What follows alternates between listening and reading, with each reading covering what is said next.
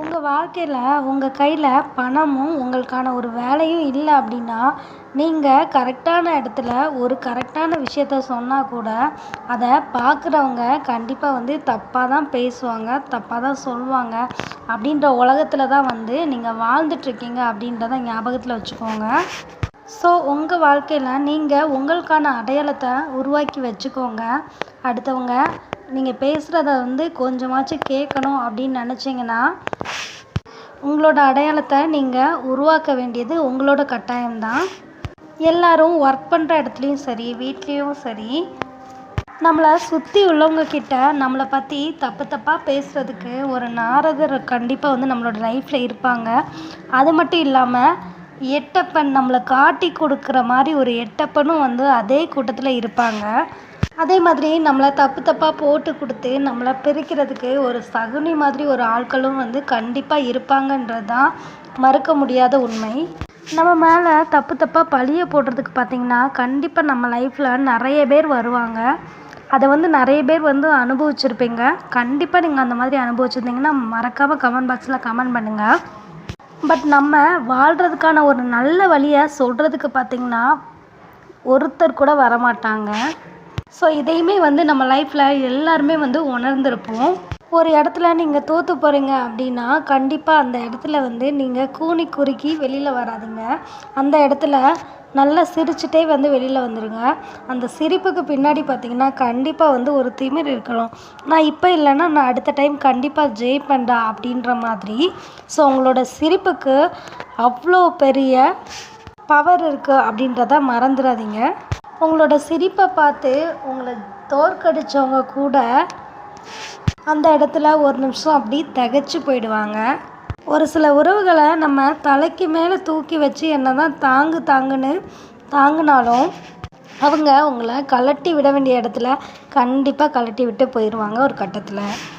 நம்மளோட வாழ்க்கை கத்தி மேலே நடக்கிற மாதிரி ஒரு கட்டத்தில் நம்ம வாழ்ந்துட்டு இருந்தாலும், நம்ம வாழ்க்கையில் எப்போவுமே நம்பிக்கை அப்படின்ற ஒரு விஷயத்த நம்ம விட்டுறவே கூடாது. அதுதான் நம்ம வாழ்கிறதுக்கான அதிக பிடிப்பை நம்மளுக்கு கொடுக்குது.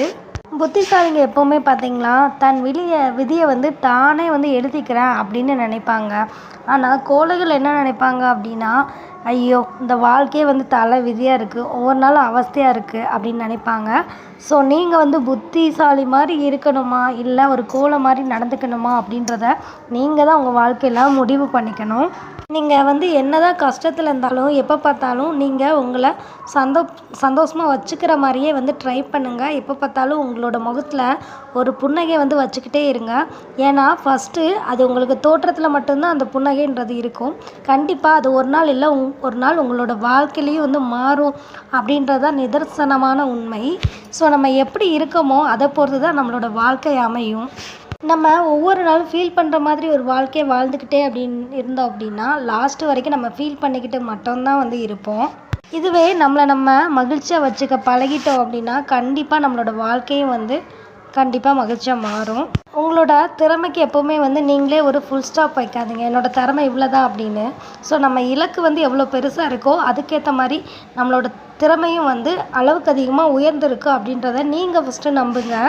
ஸோ உங்கள் வாழ்க்கையில் கண்டிப்பாக ஹார்ட் ஒர்க் பண்ணிங்கன்னா கண்டிப்பாக சக்ஸஸ்ன்றது கிடைக்கும். ஒரு சக்ஸஸ்க்கு அப்புறம் நீங்கள் அப்படி உட்காந்துடாதீங்க, ஐயோ நம்ம ஜெயிச்சிட்டோமே அப்படின்ற ஒரு நினப்பில் உட்காந்துடாதீங்க. ஸோ அடுத்தடுத்து நம்ம ஜெயிக்காமல் தோற்றுட்டோம் அப்படின்னா கண்டிப்பாக அது அவனுக்கு அதிர்ஷ்டவசமாக கிடச்சிது அப்படின்னு பார்க்குறவங்க பேசுவாங்க. ஸோ அதுக்கு எப்போவுமே இடம் கொடுக்காதீங்க. அதே மாதிரி உங்களை நீங்கள் பலவீனமாக நினச்சிங்க அப்படின்னா அதுவே உங்களை தோல்விக்கு உட்பட வச்சிரும்.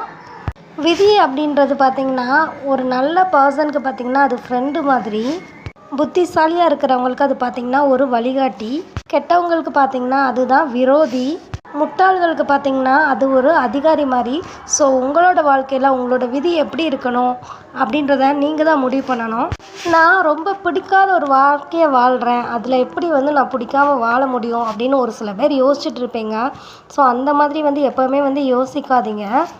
தாமரை தண்ணியில் ஒட்டாது அப்படின்றத கேள்விப்பட்டிருப்பீங்க. ஸோ அந்த ஒரு விஷயத்த உங்களோட வாழ்க்கைக்கு, உங்களோட பிடிக்காத வாழ்க்கைக்கு ஒரு சாம்பிளாக பார்த்துக்கோங்க. இது மாதிரி அடுத்தடுத்த யூஸ்ஃபுல்லான வீடியோஸ்க்கு நம்ம சேனலை